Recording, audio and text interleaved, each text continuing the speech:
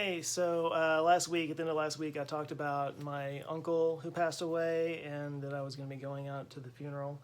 I wanted to kind of follow up on that a little bit because it was a very eye-opening experience. It was shocking, I'll put it that way, how many people came out for this funeral. What a big deal it was. I learned a lot about my uncle that I didn't really know. First of all, he was the fire chief of my hometown, which only has a volunteer fire department because it's a very small town, but he was a fire chief for 12 years. And fire departments from all around the area, I think 40 different towns nearby, sent fire trucks and vehicles to escort out to the cemetery. I mean, it was a huge deal. There were so many people attending the funeral that they couldn't all fit in the church, and they had to watch it on video screens outside. And I was blown away by this because, as I said before, I've known Ron for 20 years and really didn't feel like I knew him very well. He was just such a quiet guy. I could probably count on both my hands the number of times we had a one-on-one conversation that wasn't like in part of a big group in those 20 years, right? And everybody there talked about how quiet he was and how shy he was and how he would have been appalled at knowing what kind of a hullabaloo was being thrown for him. He was the kind of guy who did things because it was the right thing to do. He didn't even appreciate a pat on the back. He was all about serving other people, and he just absolutely hated to be the center of attention and hated for people to, call him out for the things that he does. He did them because it was the right thing to do, not for the acclaim or anything. One of the guys that got up and talked, I guess he was the chaplain for the fire department. He basically ran through some statistics of Ron's life. And he talked about how, like, even when there was a false alarm, when somebody called in a false alarm, he would still drive out personally to that person's place and check and make sure that there wasn't anything wrong. That's just the kind of guy he was. And I don't know if this counts the false alarms or not. I don't know how often false alarms happen, but they said that he responded to over 2,000 calls in his time as fire chief.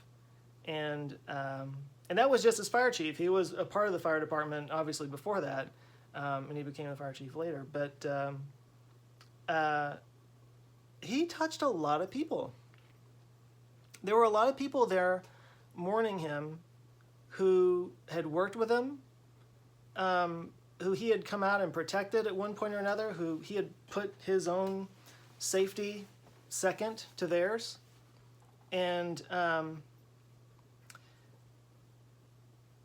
honestly, I felt a little out of place. I sat up front with the family, and I really felt like I didn't earn that spot, honestly.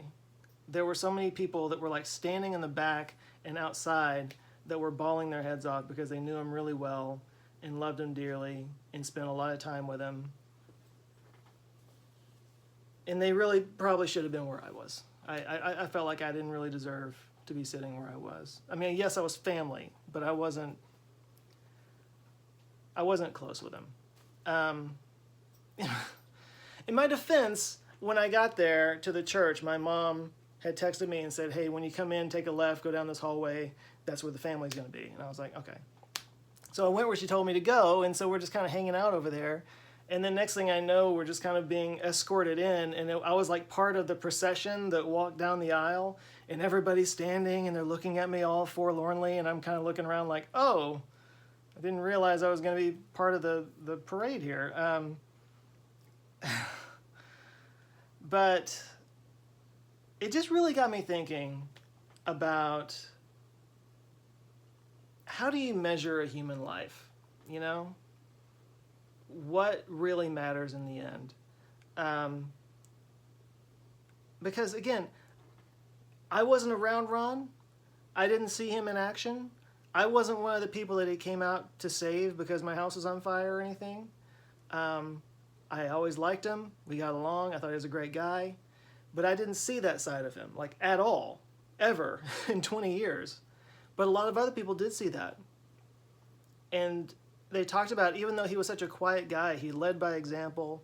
He still commanded the room when he was at the the fire station. Everybody knew he was in charge, but he didn't boss people around.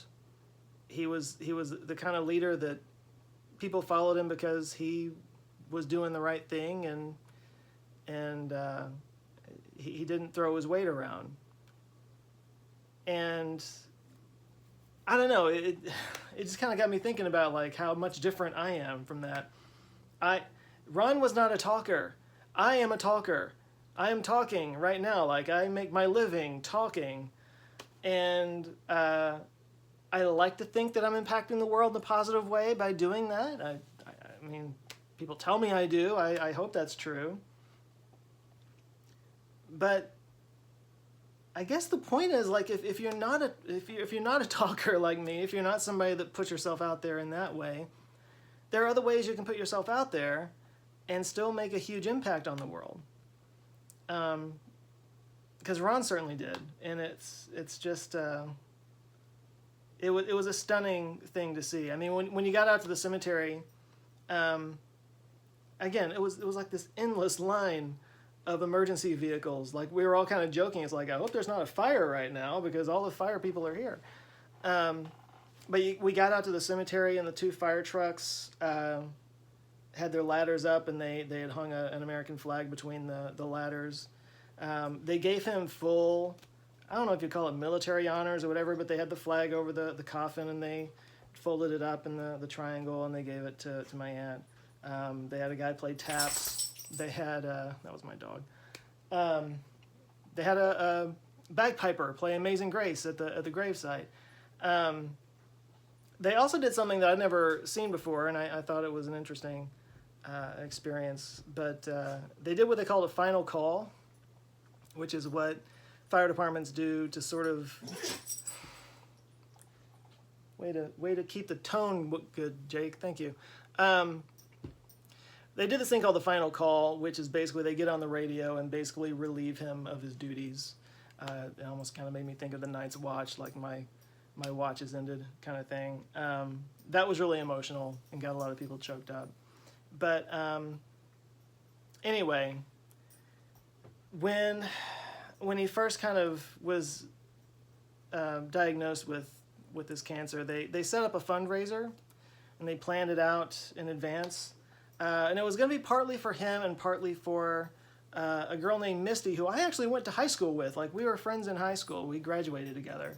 Her father is also part of the fire department there in town, and she's been diagnosed recently with stomach cancer, and it's apparently not a very good prognosis. But they set up a fundraiser, kind of a co-fundraiser for Ron and Misty.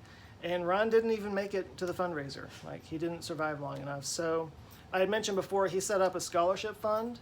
This particular scholarship is basically for kids who can't afford to go to college or don't quite have the grades to go to college, but they want to go to trade school and learn a trade and have a career of some kind. He set up a scholarship for those kids, which I thought was really cool. So this fundraiser that they're doing will now be split halfway to help out Misty and halfway for Ron's scholarship fund. And I'm going to be contributing to it, and I thought couldn't hurt to put it out there. I created a GoFundMe account. I'm going to put it down in the description below. If you guys want to contribute to this, obviously you do not have to. You don't know this guy, but it goes to a good cause, and it's helping out somebody who's still dealing with cancer herself. You can go down there and you can contribute. I will match whatever gets contributed to this GoFundMe account, and hopefully we can make a difference. I want to do something. I guess the whole thing has kind of gotten me wanting to do some good in the world, and if there's not a better place to start, I don't know what is. So that's there. I invite you to do it. I appreciate it. You will have my thanks, and hopefully we can help some people out. But I just kind of wanted to throw that out there. How do you measure a human life? It's not what I thought it was. I'm not even sure I know what I thought it was. But seeing how much impact such a quiet person can have through their actions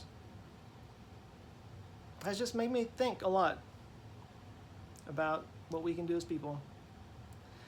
Just wanted to share it. But I saw all of your notes of condolences in your comments, and I do appreciate it. Yeah, I just wanted to kind of follow up on that. On to more pleasant topics in the near future, but just wanted to put that out there. And yeah, I will stop rambling now. Talking, that's all I do. I'm gonna go do some action. Okay, you guys take care. Love you, and see you soon.